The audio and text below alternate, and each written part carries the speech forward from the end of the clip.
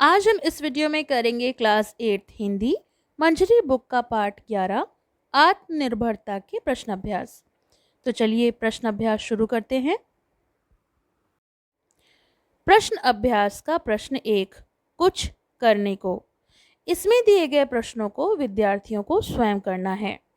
अब आते हैं विचार और कल्पना पर। इसका प्रश्न 1, आदर्श व्यक्ति के चरित्र में कौन कौन से गुण होना आवश्यक है?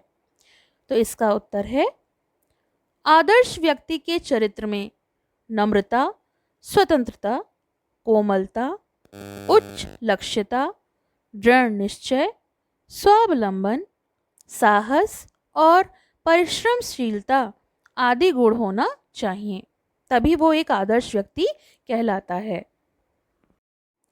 प्रश्न 2, नम्रता और दबूपन। दबूपन यानी कोई जो दबता है उसमें क्या अंतर है?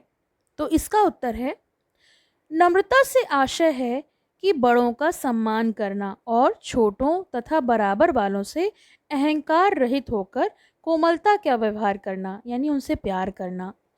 और दब्बूपन से आशय होता है दूसरों पर आश्रित होना, यानी दूसरों पर निर्भर होकर उनके पीछे पीछे चलना। ऐसा करने से संकल्प शक्ति क्षीण यानी कम हो जाती है और बुद्धि मंद हो जाती है, जिससे मनुष्य अवनीति को प्राप्त होता है। प्रश्न 3, ये विद्यार्थी को स्वयं करना है। निबंध से। इसका प्रश्न 1, इस पाठ का उद्देश्य क्या है? सही विकल्प का चिन्ह लगाइए, यानी जो सही विकल्प है हमें उसे चुनना है। तो यहाँ पे कुछ विकल्प दिए हुए हैं। क, युवाओं में नई स्फूर्ति भरना। ख, युवाओं को कर्म में लगाना, यानी उनको काम पर लगाना। ग, युवाओं को आत्मनिर्भर बनाने की प्रेरणा देना, सेल्फ इंडिपेंडेंट बनाना। घ, युवाओं को महापुरुषों के जीवन के प्रेरक प्रसंगों की जानकारी देना। तो इसका उद्देश्य है युवाओं को आत्मनिर्भर बनाने की प्रेरणा देना। तो इसका ग विकल्प जो है वो सही है। प्रश्न 2, निम्नलिखित पंक्तियों के आशय को स्पष्ट कीजिए, यानी यहाँ पर कुछ पंक्तियाँ दी हुई हैं, हमें उनका अर्थ बताना है। पहला है क, नम्रता ही स्वतंत्रता की धात्री या माता है। तो इसका अर्थ होता है, नम्रता से ही व्यक्ति स्वतंत्रता के गुण को प्राप्त करता है। अहंकार करने वाला स्वतंत्र नहीं रह सकता। स्वतंत्रता के गुण के लिए बड़ों का सम्मान करना, छोटों और बराबर वालों से कोमलता का व्यवहार करना चाहिए। ख, युवाओं को यह सदा स्मरण यानी याद रखना चाहिए कि उसकी आकांक्षाएं होती हैं, जो उनकी इच्छाएं होती हैं, उनकी योग्यता से कहीं बड़ी हुई हैं। तो इसका अर्थ है, मनुष्य की इच्छाएं उसके साधन और क्षमता से ज्यादा हैं। ग, मनुष्य का बेड़ा उसके हाथ में है, उसे वह चाहे जिधर लगाए। यानी इसका अर्थ है, मनुष्य स्वयं अपने भाग्य का निर्माता है, यानी वो अपना भाग्य खुद बना सकता है। वह चाहे तो उन्नति कर सकता है और वो चाहे तो अपने गर्त में गिरा सकता है, यानी या तो वो उन्नति की ओर जा सकता है या फिर वो अवनति की ओर जा सकता है, क्योंकि वह अपने भाग्य का स्वयं निर्माता है। घ, अध्यवसायी लोगों ने अपनी समृद्धि का मार्ग निकाला है। तो इसका अर्थ है, पुरुषार्थी लोगों ने अपने प्रयत्नों से, अपनी कोशिशों से उन्नति का मार्ग प्रशस्त किया है, यानी उन्होंने अपनी उन्नति का मार्ग स्वयं चुना है। प्रश्न 3, उपन्यासकार स्टॉक ने अपना ऋण यानी जो उनका कर्जा था किस तरह उतारा? तो इसका उत्तर है, उपन्यासकार स्टॉक ने स्वयं अपनी प्रतिभा का सहारा लेकर, प्रतिभा यानी उनका जो टैलेंट था उसका सहारा लेकर अनेक उपन्यास थोड़े समय के बीच लिखकर लाखों का ऋण अपने सिर से उतार दिया। उनका जो लाखों का कर्जा था उन्होंने अपनी मेहनत और अपनी प्रतिभा से उतार दिया। प्रश्न 4, समूह ख का कौन सा शब्द वाक्यांश समूह क में दिए गए किन से संबंधित है? छांटकर उसके सम्मुख लिखिए। तो यहाँ पर मैंने सामने सामने उत्तर लिखे हैं।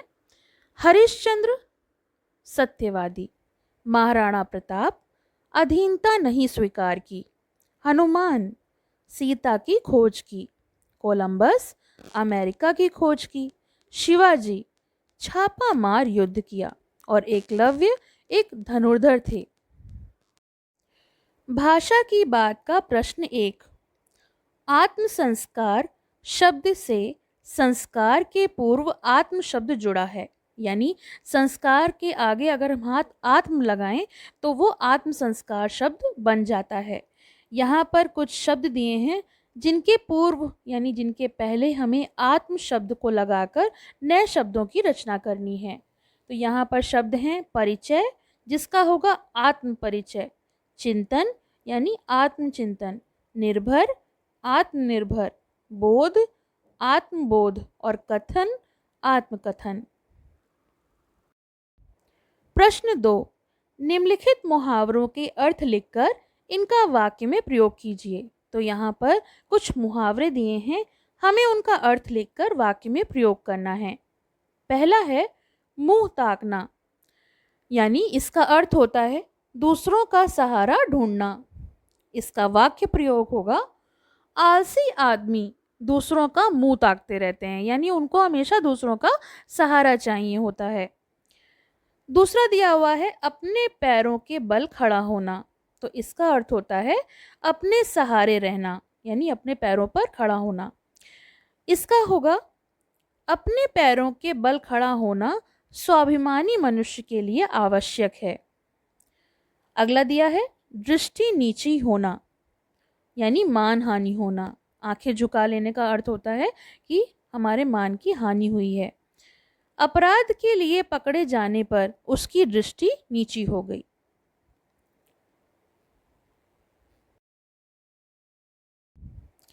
अगला है सिर ऊपर होना, यानी गर्व अनुभव करना। इसका वाक्य प्रयोग होगा महाराणा प्रताप के रण कौशल से राजपूतों का सिर ऊंचा हो गया। अगला है अपने हाथ में अपना भाग्य होना, यानी स्वयं अपना भाग्य बनाना। इसका वाक्य प्रयोग इतिहास साक्षी है कि मनुष्य अपना भाग स्वयं ही बनाता है। कठपुतली बनना, यानी किसी पर आश्रित होना, किसी के आश्रय पर होना। वह उसके हाथ की कठपुतली बना हुआ है। आखिरी है हृदय पर हाथ रखना, यानी हिम्मत दिखाना। इसका वाक्य प्रयोग सुरक्षाकर्मी ने हृदय पर हाथ रखकर आतंकी से लोहा लिया।